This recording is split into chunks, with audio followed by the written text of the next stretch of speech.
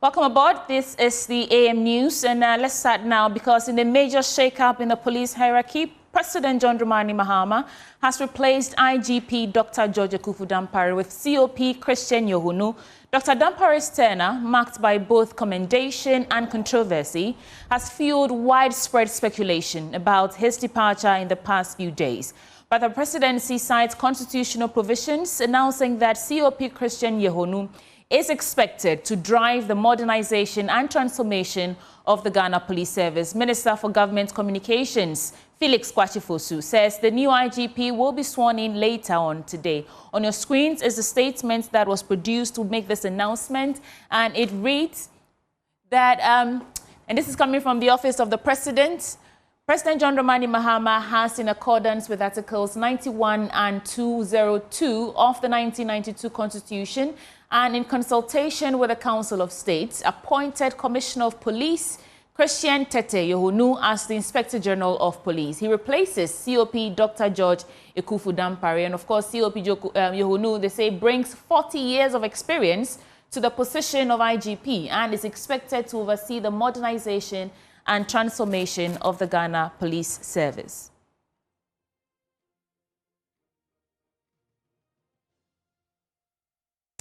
Away from that, the Education Review Committee set up by President John Dramani Mahama is set to present its report to the President by March 28th. The 8-member committee, led by former Pro-Vice Chancellor of the University of Cape Coast, Professor George Odro, has been tasked to consult stakeholders in the educational sector and come out with recommendations to reform Ghana's education system. The committee, at its validation forum, has revealed that the final report should be presented to the President by the end of the month. James Aveji has more. The National Education Consultative Forum has brought to a close its work here at the University of Professional Studies in Accra. Now, weeks ago, President John Dramani Mahama put this 8-member committee together, led by Professor George Odro, to hold a national education forum across the country and come out with some recommendations on how government could reform, or if you like, reset the educational sector. We caught up with a chairman of the committee, Professor Odro, who indicates that most of the stakeholders are pushing for some key issues, especially apparent government funding of the free SHS. Majority think that there should be a review. Boarding fees should be paid by parents.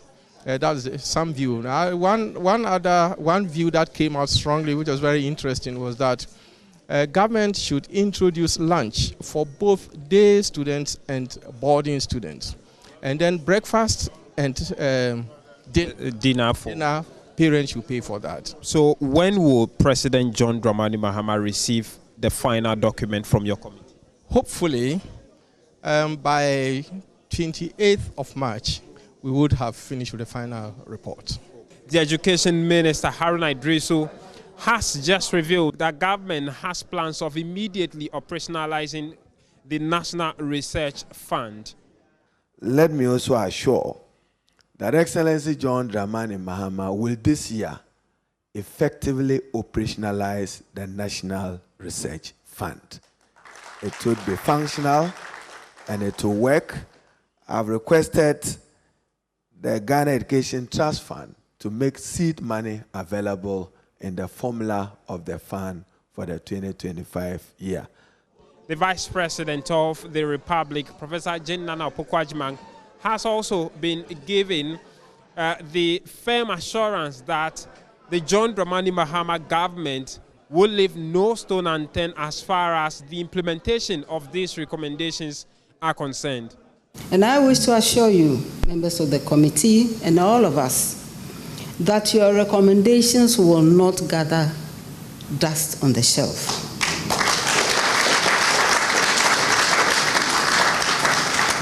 Your report will be the foundation upon our educational policies, upon which our educational policies will be shaped and implemented to build an inclusive, equitable, transformative education system for Ghana and for the benefit of all Ghanaians regardless. So far as we know, by March 28, the committee should present its final working document to President John Dramani Mahama. From the UPSA here in Accra, my name is James Savage reporting for Joy News.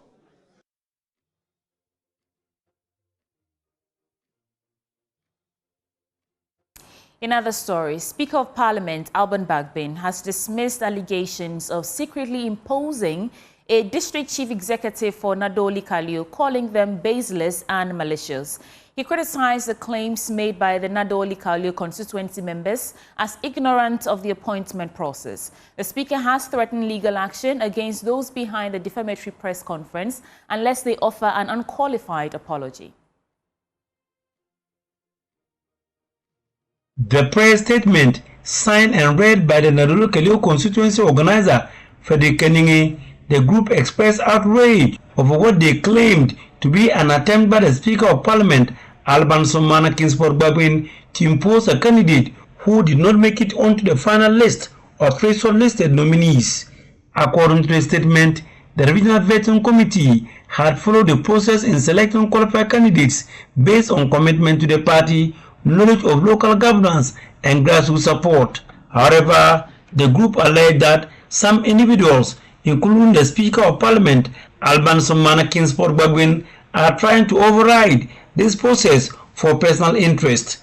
The statement describes the interference as direct attack on democracy and warns that such actions could destabilize the peace and unity of the constituency. We demand that the Extreme Vetting Committee ignore any form of influence peddling and elite gangsterism and ensure that fairness, justice, and due process prevail in the vetting process. The statement concludes with a strong warning that any manipulation of the process will not be tolerated and could have dire consequences for the party unity in the district. We are happy for the three. Allow the three names shortlisted to national to go through the vetting process at national. Whoever among them comes out as our DC, we have no problem, we have no complaints. But to get some people outside that, the constituents will revoke and act and resist and reject anything aside the three names. When we contacted Speaker of Parliament Alban Sommana Kingsford Bagbin on the allegation, this was his response through WhatsApp. I am not involved in the process of appointing MMDCEs. I have not recommended any person for the position of MMDCE or government appointee to the assemblies. This claim is as vicious as it is baseless. Such a press conference can only be held by ignorant people. A DCE is selected through a process by the party who wins the national general elections recommended by the president to the district assembly and elected by the assembly constituted as the electoral college. The president then follows up with a letter of appointment for administrative reasons.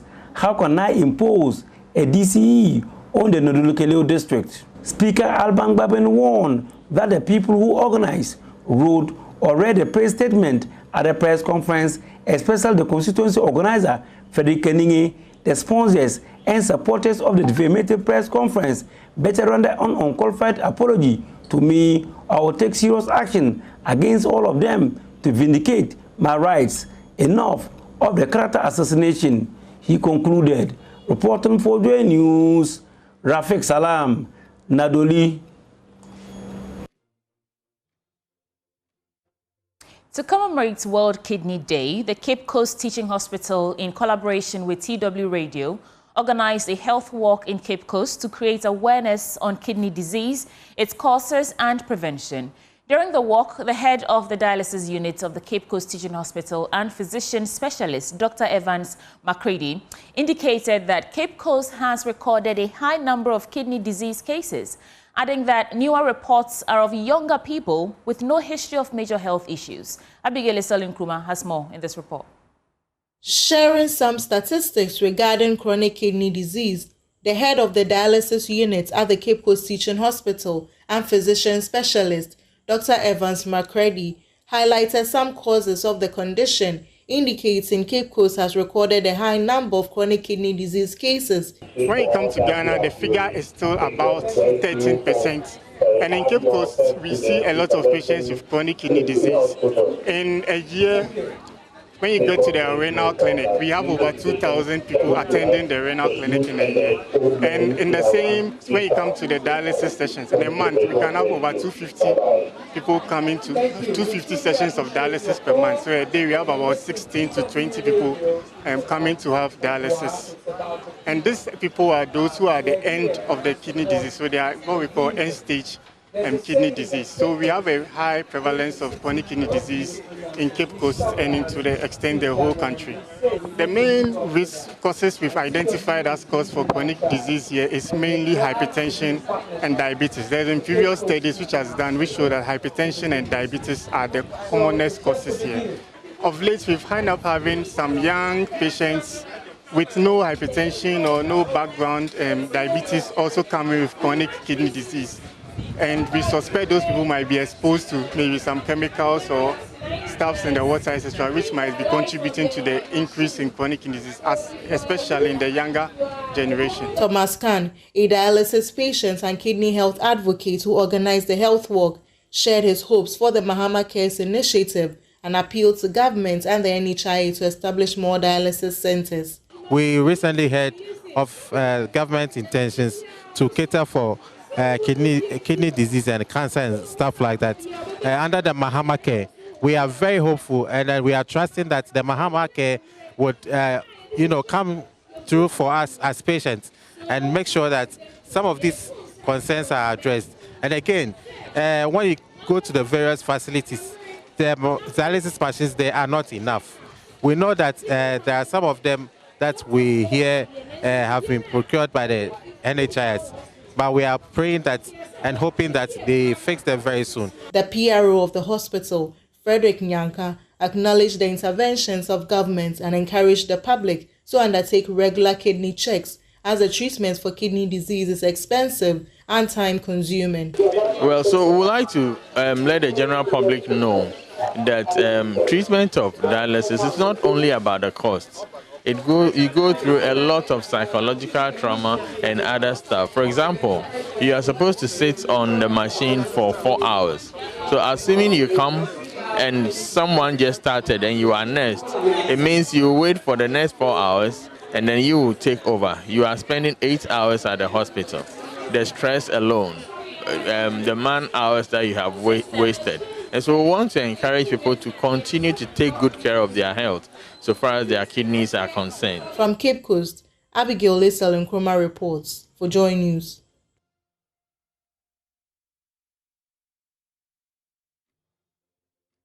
Beaches in Ankafo within the Infantiman municipality have become an eyesore due to mounting refuse, open defecation and poor sanitation. Now, despite the worsening conditions, food vendors continue to operate amid the filth. With cholera cases on the rise, health officials warn of a looming public health crisis if urgent measures are not taken. While some residents believe the waste is a barrier against tidal waves, others call for immediate intervention. Eric Asante visited the Ankafo community and tells us more in this report. From about 100 meters away, the stench from this beach greets visitors and residents alike. Once a place of relaxation, it has now become an eyesore, a dumping ground for refuse, a site for open defecation, and shockingly, a hub for food vendors. Health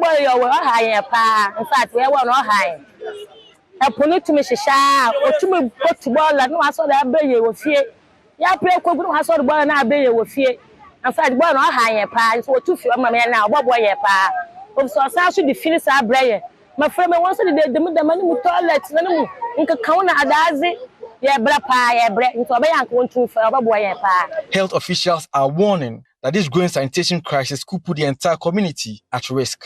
Acting Director of Health in the Central Region, Dr. Agnes Anani, says the situation directly threatens the fight against cholera. We've introduced vaccination for 3 of our districts.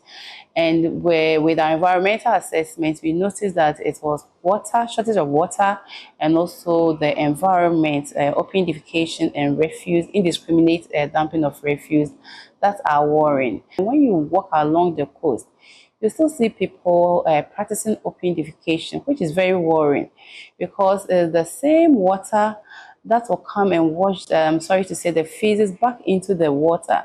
And this water, you go along the shore, people, I remember when we went to Ifutu, we saw children washing their mangoes with water that they've taken from the sea. And this water, as we all know, if people are defecating along the coast, they think that the water is contaminated. When you walk around, you see people dumping refuse everywhere. You go and heap of refuse on our streets. And I think with these two, if a law enforcement agency will help us so that people will stop defecating along the coast, and also people will not throw their refuse anyhow, it will help us to be able to break this cholera transmission. The dangers are not limited to adults alone. Children who play around these waste-filled areas are exposed to infections, respiratory issues, and skin diseases. Without interventions, this problem could only worsen. Unfortunately, some residents claim the pile of rubbish is acting as an artificial sea defense. Even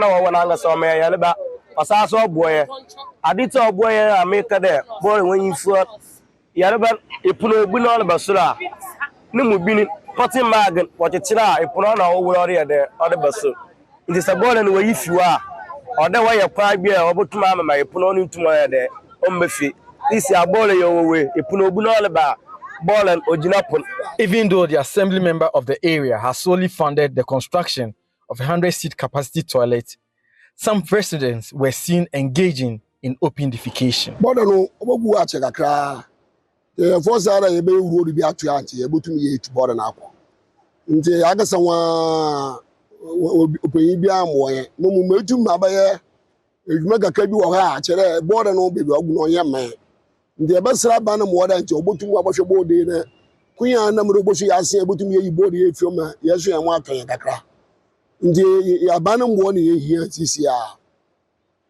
Because all it's in papa, what they didn't quenny say, Obia Bosha, you may and ye, I me see.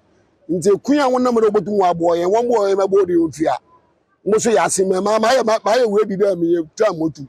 Name your baffle. The residents say they have had enough. They are calling on the government to support the assembly members' initiative and provide long-term waste management solutions to prevent further health crisis. Since border now, going ama honorable why nkaibo bebre there momo bia njene na wonpoano ya mpoano wonye wona na mo border nti wokosuma border na chiri ina woje wonenan nti ya toto sraban there border omohwe na onyimfiri wo mo se aban na nkasa obotu nyipa mo wa abohwe obowu da za ye kan na oyanokwa. The beach, once a lively place, is now a symbol of the community's sanitation crisis. My name is Eric Asante for Joy News.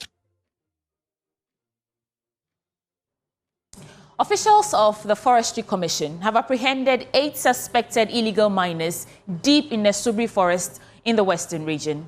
The operation, led by Western Regional Manager of the Forestry Commission, Nana Poku Bosompim, also saw the destruction of mining equipment, highlighting the ongoing battle against illegal deforestation and environmental degradation. Here's Natalia Kwanz's report.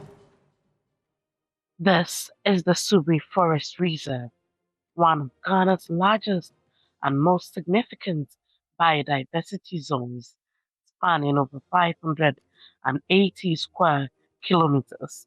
It has suffered severe deforestation over the past 2 decades due to illegal activities, including mining. During a recent operation, forestry guards stormed a suspected illegal mining site and encountered 6 men draped in talisman and sitting on motorbikes, seemingly unbothered by the intrusion. Initially confident that they could intimidate the guards, the reality of the full force of the operation quickly dawned on them. 2 other suspects were also arrested: a tricycle rider who claimed he had been called to transport gold-bearing rocks, and a man believed to be a fetish priest responsible for performing rituals to uncover gold deposits. Look at the Takrady Forest District, for instance. There are about 3 forest reserves. Almost all of them have had incidences of illegal mining in them. If you go to Takwa, has been more brazen. If you go to the Asankrega portion of the forest district of the Western region, it has also been very terrible. Then what we are doing now can serve as a major deterrent. Our target is the machines. Our target are the excavators, the gold detector machines. And in due course, I'm sure we'll get them all. The guards seized and set ablaze 8 motorbikes and 3 tricycles used by the miners. However, excavators, believed to be the primary tool for the illegal operations, were moved before the team could arrive. The devastating impact of illegal mining is evident. Scarred landscapes, abandoned pits, and polluted water bodies. Despite these arrests, many miners managed to flee after receiving a tip-off about the operation. This illegal mining in forest reserves have been very, very devastating. You could see from the large tracts of forest area destroyed through the activities of illegal miners. Now, their modus operandi has been to move in the cover of darkness with the excavators. And by morning, they move the excavators into the community to create a semblance of, oh, we are mining, but not inside forest reserves. But you could see that when we got into the forest, the excavators have been moved. You could see the tracks on the ground.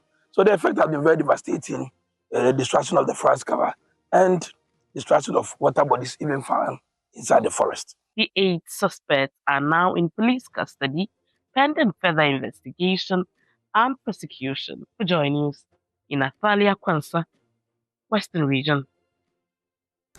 Now, Ghana Month is often celebrated with a showcase of local clothing, like I'm wearing, and cuisine. However, this year, NOI, an NGO committed to biodiversity conservation, took a different approach. The organization engaged pupils in Amoako and its surrounding communities near the Ankasa forest to instill the importance of environmental conservation through arts and crafts. Natalia Kwanser again in this report. Peoples from Amoako gathered to celebrate Ghana not through fashion or food, but through environmental awareness. The Ankasa forest gives government more revenue through tourism. So when the forest is destroyed, government will lose all this revenue. So we should do well to protect it. When we cut down the trees, we are not going to be able to survive, and many people will also die. So we have to protect our forest. NOI strategically selected Amoako for this initiative due to its proximity to the Ankasa forest, one of Ghana's most vital ecological zones. Trying to tell people about conservation and the essence of protecting our environment. Normally in the month of March, it is referred to as the Ghana month, where people proclaim, eat Ghana, wear Ghana, speak Ghana, do everything Ghana, as a way of showing our cultural heritage and also putting our country at a level or at a standard that will be okay for all of us. So we at Norway and then the executives of the Amokwa Krema and the Sodadi lecture area decided to introduce a new phrase. Okay, if we are eating and wearing and speaking Ghana, then we can also introduce conserving Ghana. So we brought the schools together under the environmental education program of Norway to come up with some conservation messages to the community members through a march. So as you've seen earlier in the videos, as the kids march, it was a way of sending a message to their parents to be able to live a sustainable lifestyle for the betterment of our environment. The initiative is a departure from the usual Ghana Month celebration, focusing not just on culture, but also on sustainability. We are closer to the forest. I would say that the forest is for us. We are closer. What I know is that there's nothing hindering that forest because of the nature of the area. This place is very important to the extent that we have taken keen measures that no deforestation is going on here. Apart from that, as we are all seeing that some places they are doing, I'm saying here and there that the rivers are all spoiling. For this place, there, no. We are glad that this area, no anything of that sort is happening this area. NOI hopes this project will inspire long-term environmental responsibility for these peoples. Athalia Kwanza, Joy News, Western Region. From the activities of Norway in the Western region, let's get into our business update now with Benjamin Akako. Welcome to our business update. In our first story, finance lecturer at the University of Ghana Business School, Dr. Benjamin Amwa, says the Bank of Ghana board will undergo challenges in trying to remedy its negative equity position. This comes at a time when the bank needs some 53 billion Ghana cedis. Now, speaking to Joy Business, he indicated that the board had a crucial task ahead. It is challenging. It is challenging because of the posture of the finance minister, to the extent that government will not come in to support the central bank to get out of the current negative equity position. It is appearing that the amount that will be needed may be in excess of even 70 billion, because you don't just restore it to a zero equity position. You must make sure that the equity position becomes even positive. So we are looking for something maybe in the region of maybe 70 billion.